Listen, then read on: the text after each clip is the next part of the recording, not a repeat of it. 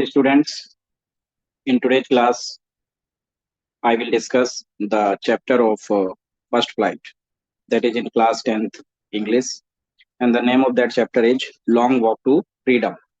Long Walk to Freedom Nelson Mandela की autobiography से लिया गया है ये चैप्टर और सीबीएसई बोर्ड में प्रिस्क्राइब्ड है 10th क्लास की इंग्लिश में। तो आज हम इसको डिस्कस करेंगे। सबसे पहले देखते हैं इसके मेन पॉइंट्स। मेन पॉइंट्स इसके क्या हैं वो हम डिस्कस करते हैं। Establishment of the first democratic government of south Africa. ये चैप्टर जो है नेल्सन मंडेला की ऑटोबायोग्राफी से लिया गया है और लॉन्ग वॉक टू फ्रीडम उनकी ऑटोबायोग्राफी थी और उसमें उन्होंने बताया है कि किस तरह से वह first black president of south Africa बने।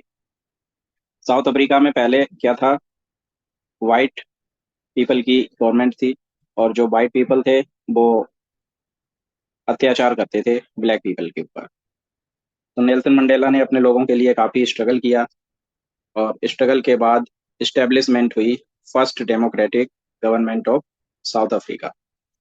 और साउथ अफ्रीका के पहले ब्लैक प्रेसिडेंट बनने के बाद नेल्सन मंडेला एड्रेस करते हैं। किसको एड्रेस करते हैं? जो डिग्निटरीज आए हुए हैं अलग अलग कंट्रीज से, उनके आगे वो शपथ समारोह एक हो रहा है जिसमें ओथ ले रहे हैं और वही इस चैप्टर में बताया गया है। और अपनी एड्रेस स्पीच में वो बहुत कुछ बताते हैं कि किस तरह से पहले ब्लैक पीपल के साथ अत्याचार किया जाता था। जो गोरे लोग थे वो काले लोगों के साथ भेदभाव करते थे, रेसल डिस्क्रिमिनेशन थी, अपार्थीड थी, रंग भेद की नीति थी। लेकिन अब ऐसा कुछ भी नहीं होगा। अब उनकी गवर्नमेंट में ऐसा नहीं होगा कि पहले गोरे लोग काले लोगों के ऊपर अत्याचार करते थे, तो अब काले लोगों की सरकार बनी है तो गोरे लोगों के ऊपर अत्याचार हो, ऐसा नहीं होगा।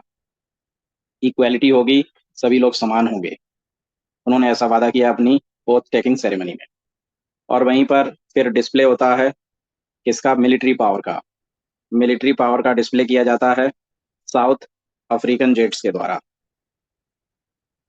और फिर उन्होंने अपनी जो एड्रेस था, अपनी स्पीच में उन्होंने, नेल्सन मंडेला ने बताया अपार्थीड के बारे में कि किस प्रकार से रंग भेद की नीति थी और कलर के बेस पे, रेस के बेस पे डिस्क्रिमिनेशन किया जाता था।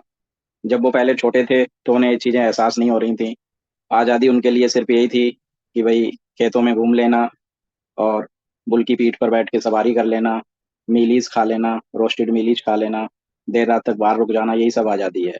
लेकिन जब वो बड़े हुए तो उन्हें चीज़ें रियलाइज हुई। उन्होंने एहसास किया कि जो उन्हीं की तरह के जो लोग हैं, उन्हीं की जो जाति के, उन्हीं के जो कलर के लोग हैं, उनके साथ बहुत भेदभाव हो रहा है।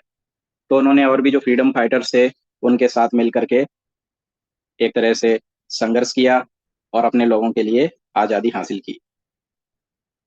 Sacrifices made by freedom fighters. Nelson Mandela ने अपने उसमें बहुत सारे फ्रीडम फाइटर्स के नाम भी लिए, उनके नाम आगे आ जाएंगे, जैसे ओलिवर टैम्बो है और दो तीन नाम उन्होंने जो बताए थे उनको डिस्कस करेंगे अभी।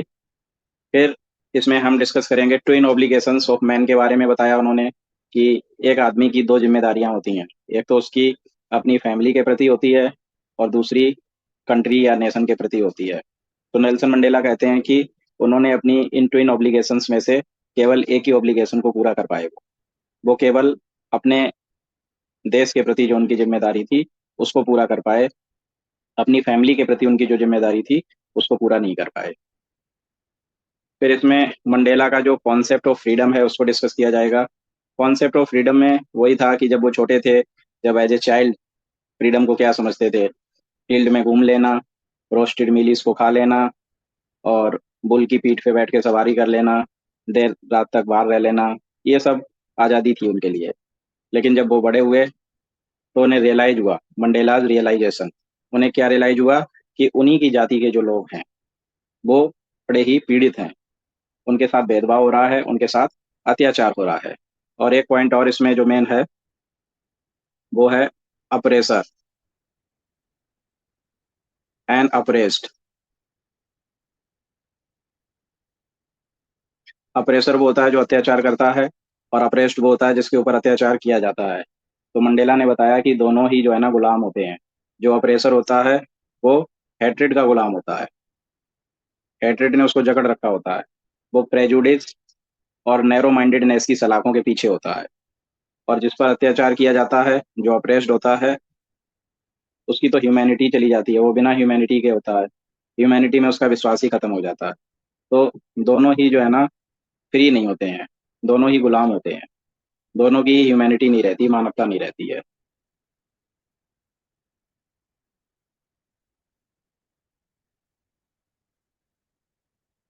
अब इन्हीं पॉइंट्स को जो अभी डिस्कस किया है देखते हैं। 10th of May was a day of freedom for South Africa, and there was huge gathering of international leaders and dignitaries. 10 मई का जो समय था, वो एक ऐसा दिन था, फ्रीडम का दिन था साउथ अफ्रीका के लिए। और वहां पर एक ह्यूज गैदरिंग हुई थी इंटरनेशनल लीडर्स की और डिग्निटरीज की, क्योंकि शपथ समारोह चल रहा था। नेल्सन मंडेला साउथ अफ्रीका के फर्स्ट ब्लैक प्रेसिडेंट बने थे, और लोग उनको ओथ टेकिंग सेरेमनी में उनको बधाई देने के लिए आए हुए थे। इनॉग्रेशन सेरेमनी और swearing in ceremony was being held in Union Building in Pretoria, and first non-racial government took the charge. उद्घाटन समारोह हो रहा था, शपथ समारोह हो रहा था, यूनियन बिल्डिंग, प्रिटोरिया में यूनियन बिल्डिंग थी, उसमें ये सब चल रहा था। और पहली जो नॉन रेसल गवर्नमेंट थी, जो जाति के आधार पर, रंग के आधार पर भेदभाव नहीं करेगी, उसने चार्ज किया। Nelson Mandela gave speech on the victory for justice, peace and human dignity. Nelson Mandela ने एक स्पीच दी और उन्होंने कहा कि जीत हुई है किसकी? न्याय की जीत हुई है, पीस की जीत हुई है, और ह्यूमन डिग्निटी की जीत हुई है। अब सब कुछ यहाँ पर अच्छा होगा, सभी के साथ यहाँ पर अच्छा होगा, ऐसा उन्होंने प्रॉमिस किया अपनी स्पीच में। Mandela plus two liberate his people from poverty, suffering and discrimination. Mandela ने वादा किया, प्रतिज्ञा ली उन्होंने कि वो मुक्त कराएंगे अपने लोगों को गरीबी से, कष्ट से मुक्त कराएंगे, और भेदभाव से। डिस्क्रिमिनेशन का मतलब होता है भेदभाव। अब कुछ नहीं होगा, भेदभाव नहीं होगा। ऐसा नहीं है कि अब ब्लैक पीपल की गवर्नमेंट बन गई है तो जो गोरे लोग हैं उनके ऊपर अत्याचार होगा, ऐसा कुछ नहीं। A colourful show by jets and helicopters to show military loyalty took place. और जब भी कोई ओथ टेकिंग समारोह होता है, तो जो भी सेना थी, उनका एक कलरफुल शो हुआ, जेट्स का, हेलीकॉप्टर का, मिलिट्री लॉयल्टी को दिखाने के लिए कि मिलिट्री भाई उनके साथ है। और जब नेल्सन मंडेला ने ये कहा कि भाई अब किसी के साथ भेदभाव नहीं होगा, तो दोनों के ही नेशनल जो एंथम्स थे वो बजाए गए, गाए गए दोनों national anthem. Singing of two national anthems were done, the old Nkosi Sikelel by the whites and the new Die Stem by the blacks. पहले तो जो अंग्रेज लोग थे वो अपना नेशनल एंथम गाते थे, तो उनका भी गाया गया कि उनको ऐसा ना लगे कि भाई उनका अस्तित्व खत्म हो गया है। तो दोनों, इसीलिए दोनों नेशनल एंथम गाए। और दोनों नेशनल एंथम का गाया जाना ये साबित करता है कि अब इक्वेलिटी होगी साउथ अफ्रीका में, अब इक्वेलिटी प्रिवेल होगी। The new system that recognise the rights and freedom of all people was performed. एक नया सिस्टम जो राइट्स एंड फ्रीडम को मानता था, रिकॉग्नाइज करता था कि सभी के राइट्स होने चाहिए, सभी को फ्रीडम होनी चाहिए, ऐसा सिस्टम बनाया गया। Mandela remembered and thanked the people who sacrificed their lives for the freedom. Nelson Mandela ने फिर ये उन लोगों को भी याद किया कि भाई ये जो आज आज़ादी मिली है, ये केवल मेरी वजह से नहीं मिली है, बहुत सारे फ्रीडम फाइटर्स थे, उनका भी योगदान था, और उन सभी के योगदान से ही ये संभव हुआ है। Salutation to some great freedom fighters. उन्होंने सेल्यूटेशन किया उनको, जो ग्रेट फ्रीडम फाइटर्स थे, जैसे Oliver Tambo, Walter Sisulu, chief Luthuli, Yusuf Dadoo and others. ये कुछ फ्रीडम फाइटर्स के नेम है जो आपको याद रखने हैं। Mandela said in a speech that country is rich because of its people, not because of the minerals. Nelson Mandela ने कहा कि जो कंट्री रिच होता है वो अपने लोगों की वजह से होता है, ना कि मिनरल्स की वजह से। करज is not the absence of fear but the victory over it. जो करज है, जो साहस है, वो फियर का absence नहीं होता है कि आपके पास फियर नहीं है तो आपके अंदर साहस हो गया, बल्कि फियर के ऊपर जीत, इसको उन्होंने करेज बताया कि फियर को हमें जीतना है। ये नहीं है कि फियर नहीं है तो वो करेज आ गया। करेज का मतलब है फियर को जीतना। People should love others and not hate them due to colour और रिलीजन।